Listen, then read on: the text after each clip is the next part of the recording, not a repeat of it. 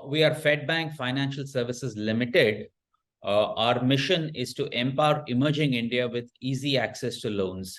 What this means is that we cater to the small self-employed customer and provide him working capital solutions. We do this in three ways: against pledge of gold, mortgage of property, or we do it unsecured. We've been in business for 12 years and we are present in 17 states and union territories across the country through 584 branches.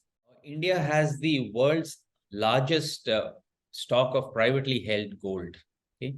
And of this gold, only 7% is actually pledged, and half of that is to the informal segment.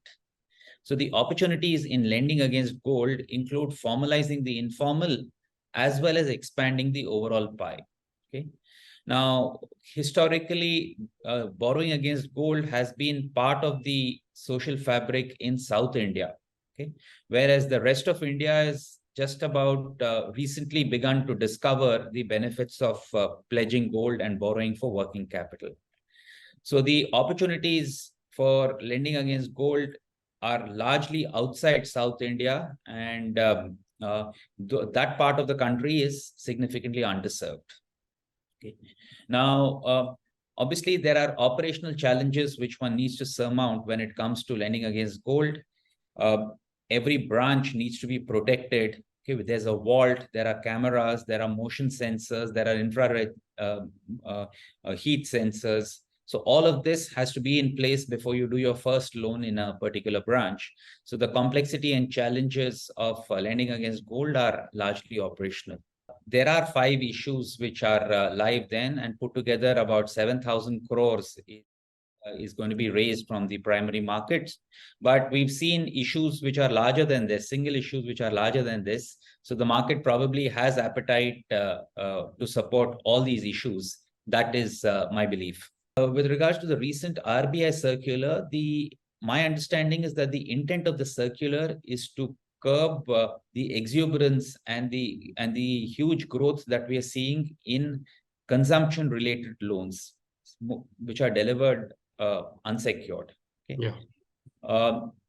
The RBI sought to establish guardrails to ensure that this doesn't end badly for either for the providers of loans or for those who take those loans. Okay, and obviously, any form of regulation that is designed to ensure stability of the sector is welcome.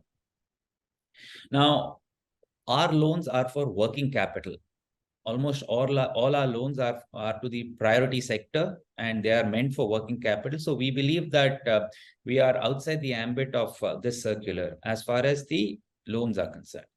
Now, bank lending to NBFCs, there is a requirement that they take up their risk weights by 25 percentage points.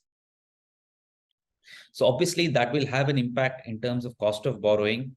Exactly how much and how this will work, we are yet to dimension. But given that most of what we borrow is for onward lending for PSL, we expect that the impact will be muted. But then, we need to see this play out in the future. As of June, we had capital of 1,415 crore rupees. We are seeking to raise 600 crore rupees in the issue. Okay, that will significantly take up our levels of capital, increase it by about 30% or so. And the capital that we raise, we believe, should be good enough to last us for the next maybe 3 years or so. So 12 quarters of growth, we should be good enough for.